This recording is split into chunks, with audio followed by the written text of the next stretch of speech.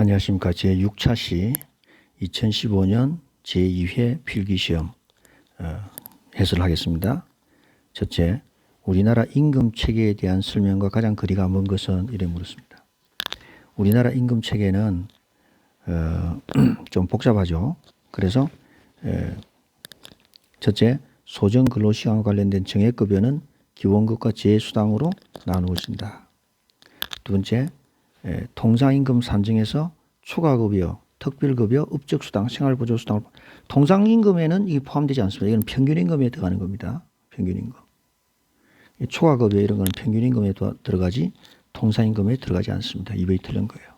그 다음에 평균임금은 퇴직금, 휴업수당, 산재보상의 산출기준이라.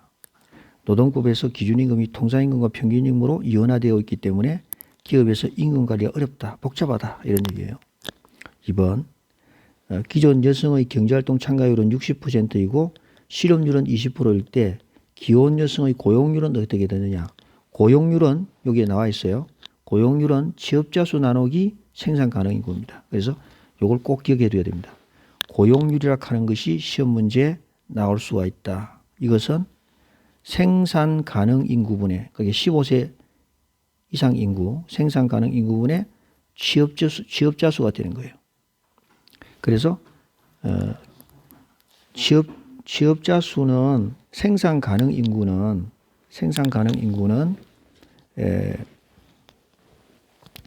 경제활동 참가율이 40%니까 경제활동 참가율은 것은 생산 가능 인구분의 소위 말하는 경제활동 인구거든요.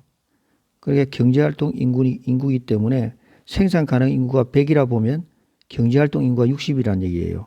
그러면 비경제활동 인구는 40이라는 얘기가 되겠죠. 40이라는 얘기. 근데 경제활동 인구 안에 실업자와 취업자가 나누어져 있습니다. 이 안에 취업자와 실업자가 나누어져 있어요.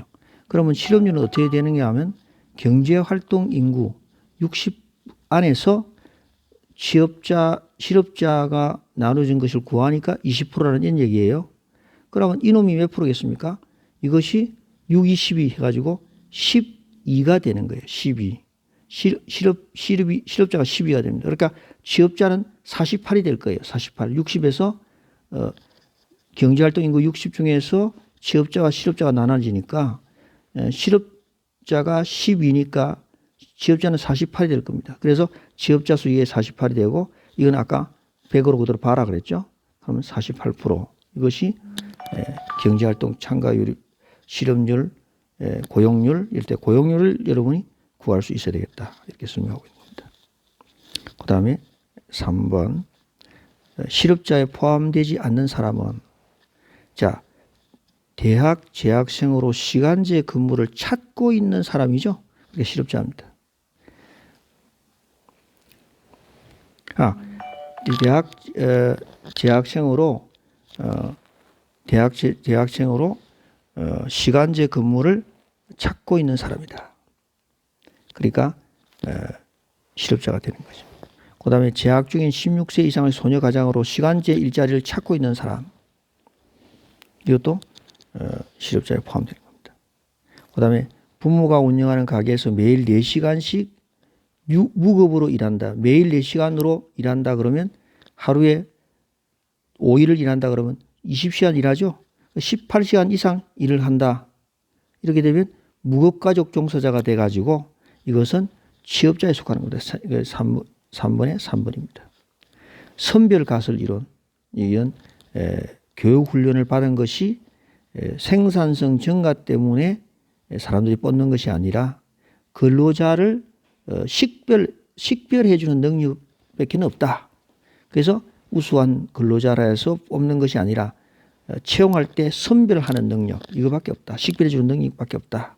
이런 얘기예요. 그래서 교육훈련이 생산성을 높이는 것은 아니고 유망한 근로자를 식별해 주는 역할밖에 없다. 이렇게 보는 겁니다. 1번이 맞는 얘기예요. 두 번째, 학력이 높은 사람은 소득이 높은 것은 교육을 받았기 때문이 아니고 능력이 우수하기 때문에 그렇다. 그 사람이 교육을 받았기 때문에 능력이 우수한 게 아니라 그 사람 원래 능력이 우수하기 때문에 소득이 높은 것이다. 이래 본 거죠.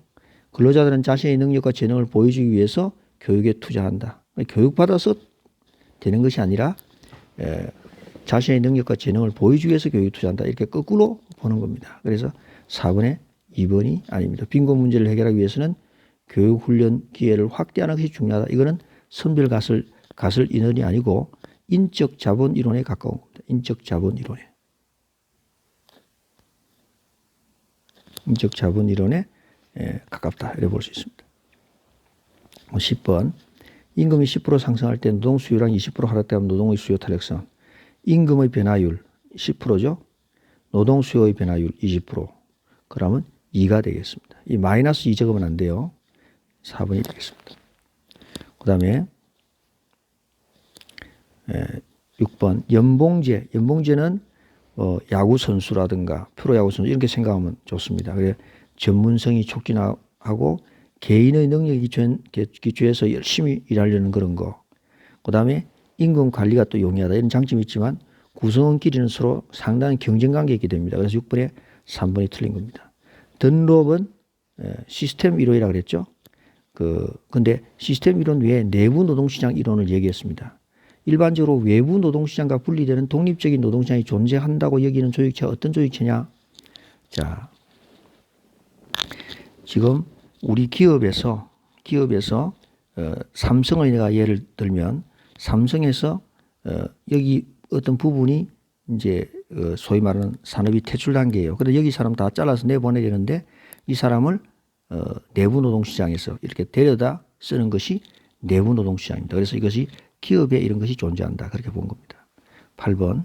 근로자의 경영 참가 형태 가운데 가장 적극적인 형태는 뭐냐? 근로자가 경영에 참가할 수 있는 여러 가지 제도가 있습니다. 여기 보면 근로자의 중력이 될 수도 있는 게 있고 노사협의회를 통해서 참가할 수 있고 단체 교섭, 단체 행동에 의해서 참가할 수 있는데 가장 적극적인 형태는 근로자가 중력에 또는 감사역으로 인해서 참가하는 형태다. 이렇게 볼 수 있습니다. 그 다음 9번 스켈론 플랜. 스켈론 플랜에 대한 설명과 거리가 먼 것은 이렇게 되어 있습니다. 스켈론 플랜은 요 밑에 해설이 잘 나타나 있습니다. 인센티브 시스템에서 집단 인센티브 시스템 중에서 스켈론 플랜과 르크 플랜이 있습니다. 르크 플랜은 이런 부가가치를 중심으로 이렇게 설명했기 때문에 다소 어려운 면이 있어서 실패했어요. 스켈론 플랜은 좀 성공한 그런 케이스가 됐기 때문에 시험에 좀 많이 나옵니다. 자, 보면 스켈론 플랜은 근로자의 경영 참가 중에서 이익 참가의 대표적인 유형이다. 그래서 집단에서 이익을 내면 그 이익만큼을 돌려주는 거예요. 노사 협력에 의한 생산성 향상 또는 성과 배분의 문제인데 종업은 개개인의 능력을 자극하는 제도는 아닙니다. 기업에서 전체적으로 인건비를 전략한 만큼 돌려주겠다. 이런 개념이에요. 10번 파업이론에 대한 설명으로 옳은 것은 파업이론은 힉스가 주장했는데 양보곡선과 노조의 저항곡선이 만나는 곳에서 파업이 결정된다. 이게 맞는 얘기죠. 그래서 1번이 맞습니다. 요 보기를 보면 A는 무조건 맞는 거예요. A는 맞는 겁니다. 그런데 나머지 거는 이제 어떻게 볼 거냐. 이것이 이제 우리가 보도록 합시다. 자, 보면은 카트 챔퍼린 모형에 따르면 노조의 요구를 거부할 때 발생되는 사용자 비용이 노조의 요구를 수락할 때 발생되는 사용자 비용보다 클 경우에는 노조의 교섭력이 더 큽니다. 노조의 요구를 만약 거부할 때 10원 손해 볼 것 같으면 노조의 요구를 수락했을 때는 8원밖에 손해 안 본다. 그러면 노조의 의견이 존중된다. 그러면 B 맞는 얘기죠. 그래서 A와 B가 맞는 얘기예요. 매버리 이론에 따르면 노조의 최종 수락 조건이 사용자의 최종 수락 조건보다 작을 때 파업이 발생된 것이 아니라 노조의 수락 조건이 사용자의 수락 조건보다 클 때 노조는 10% 인상해달라. 사용자는 5% 인상해주겠다. 이렇게 수락 조건이 클 때 파업이 발생되니까 틀린 겁니다. 그래서 정답은 A와 B가 되니까 1번이 되는 겁니다. 그 다음에 11번 실업에 대한 다음 설명으로서 가장 적합한 건 뭐냐. 자, 실업은 1번 폰뱅과 같은 은행 업무의 변화로 인해서 은행원의 공급 과잉이 발생하기 때문에 하는 반면에 정보통신 산업의 경우에는 공급 부족이 발생한다. 이런 것은 경기적 실업과 밀접한 관계에 있다. 아니죠. 경기 실업과 경기가 뭐 변해서 그런 것이 아니라 이것은 다시 말하면 산업 구조가 변해서 그런 겁니다. 그래 산업 구조가 변해서 된 거니까 구조적 실업에 해당되는 겁니다. 그다음에 자발적 실업은 노동시장의 정부 부족과 같은 노동시장의 불안정성에 의해서 발생되는 것으로서 임금의 경직성과도 매우 밀접한 관계에 있다. 자발적 실업은 정부 부족과 같은 노동시장의 불안정성에 의해서 발생되는 거가 이게 마찰적 실업이에요. 마찰적 실업. 마찰적 실업이기 때문에 이거는 이 마찰적 실업에서 발생되는 사유는 마찰적 실업에서 발생되는 사유는 임금의 경직성하고는 아무 관계 없습니다. 노동시장 정보의 문제이기 때문에 그래서 이것도 틀린 겁니다. 사람들이 더 좋은 직장을 찾기 위해서 잠시 쉬고 있다거나 졸업을 하고 직장을 타는 과정에서 발생하는 실업을 마찰적 실업이라 하는데 이는 완전 고용 상태에서 발생될 수 있는 자발적 실업이다. 자발적 실업이라는 것은 완전 고용 상태에서도 발생될 수 있는 것이다. 사실은 자발적 실업은 우리가 이 중요시하는 그런 실업이 아닙니다. 자기 발로서 실업의 문제를 일으키는 것이 아니라 더 좋은 직장을 찾기 위해서 잠시 그렇게 인터벌이 있는 경우의 실업이기 때문에 이것을 마찰적 실업이라 한다. 그래서 3번이 맞는 겁니다. 그 다음에 비자발적 실업으로는 경기적 실업, 계절적 실업, 구조적 실업, 마찰적 실업은 자발적 실업이라고 했죠. 4번도 틀린 겁니다. 그럼 12번 노동조합의 임금 교섭력을 증가시켜주는 경우는 뭐냐. 노동조합의 임금 교섭력을 증가시켜주는 것은 노동 비용이 노동 생산에서 차지하는 비중이 클 경우, 노동 비용이 생산비에서 차지하는 비중이 크다면은 어떻게 됐습니까? 노동의 수요 탄력성이 크다. 이 말은 임금이 조금만 변해도 수요가 왔다 갔다 한다. 그 말이에요. 그리고 교섭력하고는 서로가 상극이에요. 교섭력은 약해진다. 교섭은 약해진다. 봉제공장 같은 거 예를 들면 봉제공장 같은 거 임금 올리려고 그러는데 교섭력이 굉장히 약해요. 그러나 사람이 거의 없는 화학공장 같은 데는 임금 올리기가 쉽습니다. 왜냐하면 교섭력이 강하기 때문에 올려줘도 별 뭐 영향 안 주니까. 그래서 1번은 아닌 거예요. 2번 상품 가격이 떨어지면 임금 교섭력이 증가되는 게 아니라 약화되죠. 왜 틀린 거예요. 세계적 시장 경제 심화로 상품 수요가 더 탄력적인 경우, 상품 수요가 더 탄력적이면은 노동이 임금 인상을 해달라고 말을 할 수가 없어요. 왜냐하면 상품 수요가 상품 가격에 따라 영향을 많이 받으니까. 그런데 상품의 수요는 감소했으나 새로운 생산 설비를 도입하지 못하는 경우, 그러니까 생산 요소의 대체 가능성이 떨어지는 거예요. 가능성이 떨어지면 탄력성은 떨어져요. 탄력성이 떨어지면 비탄력적이 되는데 하여튼 이렇게 비탄력적이 되어야 그 임금 교섭력이 올라가는 겁니다. 이래야 임금 교섭력이 올라가요. 임금 교섭력이 올라간다. 그래서 정답은 4번이 되겠습니다. 13번 해고에 따른 해고 사전 예고와 통보가 실업을 감소시킬 수 있는 그런 역할을 할 수 있는 실업의 유형은 뭐냐? 미리 사전에 통보를 해주면 미리 준비를 할 거 아닙니까? 그래서 새로운 직장을 이렇게 찾는다든가 이렇게 할 수가 있어요. 그래서 마찰적 실업은 사전 통보를 해주면 미리 직장을 찾으니까 실업을 감소시킬 수 있을 거예요. 또 구조적 실업은 우리 지금 장사가 안 되니까 다른 데로 옮기시오 하면 미리 그 교육을 받아가지고 그 실업을 줄일 수 있어요. 그래서 B번도 맞는 얘기입니다. 세 번째 경기적 실업. 경기적 실업도 경기가 이렇게 떨어진다. 미리 알려주면 사람들이 그 새로운 직장을 찾을 수 있도록 도움이 되는 거죠. 그래서 A, B, C 다 해당되는 겁니다. 그 다음 14번 노동의 이동은 노동자의 이동을 무엇을 중심으로 파악하는가? 노동의 이동은 노동자의 이동을 갖다가 무엇을 중심으로 파악하는가? 자, 해설을 봅시다. 일반적으로 노동의 이동은 기업에서 기업으로 이동한다. 구조적 실업의 경우에는 직업에 필요한 기술 축적 문제 때문에 산업 간 노동 이동이 되지 못하고 실업이 발생된다. 자, 노동의 이동은 어디서 어디로 이동되는가 하면 기업에서 기업으로 이동을 한다. 노동의 이동은 사실은 산업과 산업에서 노동의 이동이 이루어지는 것이 아니라 기업과 기업의 자리에서 노동이 이동된다. 4번이 정답이겠습니다. 15번에 기업의 노동 장기 수요 곡선에 대한 설명으로 옳은 것은 장기 수요 곡선은 더욱더 탄력적이라고 그랬죠. 그래서 15번에 3번입니다.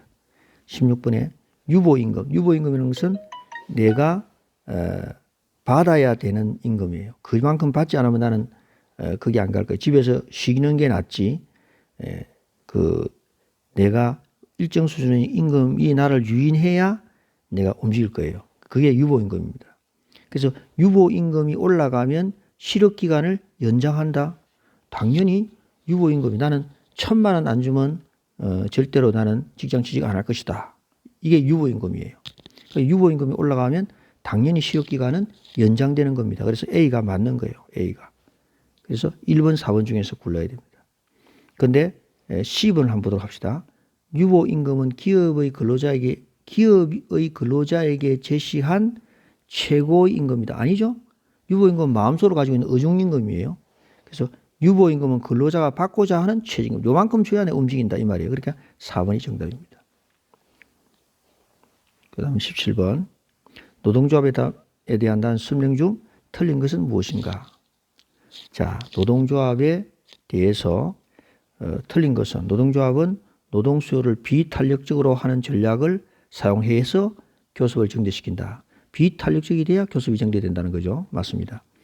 노동조합의 임금 인상에 대해서 축출된 근로자들이 조직되지 않는 비노조 부분으로 취업하여 조직 부분의 비조직 부분의 임금을 하락시키는 것을 파급 효과라고 한다. 맞죠? 그다음에 비조직 부분의 기업주들이 노동조합의 결정된 것을 두려워하여 임금 올려주는 것을 위협 효과로 한다. 맞습니다. 4번이 틀렸는데 4번은 기업은 반드시 노동조합의 해당 노동조합원만을 신규 채용으로 채용할 수 있으며 노동조합원만 신규 인력으로 채용할 수 있다. 이게 클로즈드 샵이에요. 클로즈드 샵. 클로즈드 샵이에요. 그 다음에 20번 변호사와 건설 근로자 간의 임금 격차가 발생하는 이유. 변호사하고 건설 근로자 간에 왜 임금 격차가 발생하는가? 이거에 대한 이유를 찾아보라는 거예요. 자, 건설 근로자가 산재 위험과 근로 조건에 대한 보상 임금을 받지 못하기 때문이다. 건설 근로자가 산재 임금과 근로 조건에 대한 보상 임금을 받지 못해서 임금차가 발생한다. 그건 좀 아닌 것 같아요. 두 번째, 근로자가 건설 노동자 일에 대한 선호가 변호사와 건설 근로자 일에 대한 선호가 다르기 때문에 임금 차이를 비교할 수 없다. 세 번째, 변호사와 건설 근로자의 교육 수준이 다르기 때문에 임금 격차를 비교할 수 없다. 비교할 수 없다. 네 번째, 대다수 근로자가 변호사의 직업을 선호하지 않기 때문이다. 자, 선호한다 이거 가지고 임금 격차는 얘기를 할 수 없어요. 그 다음에 산재 위험과 근로 조건 때문에 임금 격차가 발생한다. 이것은 보상적 임금 격차를 지금 얘기하는 건데 보상 임금을 받아야 임금 격차가 발생한다. 이렇게 설명해야 되는 거예요. 그러니까 틀린 거예요. 그 다음에 변호사와 건설 근로자 일에 대한 선호가 다르기 때문에 임금 격차를 비교할 수가 없다. 아닙니다. 정답은 3번인데 건설 근로자와 변호사의 교육 수준 차이 때문에 임금 격차가 발생하죠. 임금 격차가 발생합니다. 그런데 임금 차이는 설명을 할 수가 없다. 이래 봐야 됩니다. 자, 밑에 해설을 봅시다. 산재 위험과 근로 조건만 가지고는 변호사와 건설 노동자 임금차를 설명할 수 없다. 그다음에 다른 것도 다 틀린 지금 얘기를 갖다 해놨는데 이 20번 질문 자체는 지금 문항적으로는 이 틀린 문항이에요. 정확히 말하면 임금 격차가 변호사와 건설 근로자의 임금 격차를 설명할 때 변호사와 건설 근로자 임금 차이가 어떤 부분에서 많이 난다. 예를 들면 교육 차이로 인해서 임금 격차가 발생된다고 한다. 발생된다. 근데 이것은 어떤 임금 격차와 가까우냐? 그러면 이거는 보상적 임금 격차다. 이렇게 문제를 내놔야 되는데 이 문제를 뭐 임금 격차를 받지 못하기 때문에 보상 임금을 받지 못하기 때문에 임금 격차가 발생한다. 보상 임금을 받아야 임금 격차가 발생을 한다고 설명하든지 뭐 그래야 되니까 틀린 거고. 그다음에 일에 대한 선호하고 관계없습니다. 또 선호하고도 관계없어요. 정답은 3번밖에 될 수 없는데 이 문제 자체는 문제가 될 수 없다. 이렇게 볼 수 있다. 오늘은 여기까지 하겠습니다.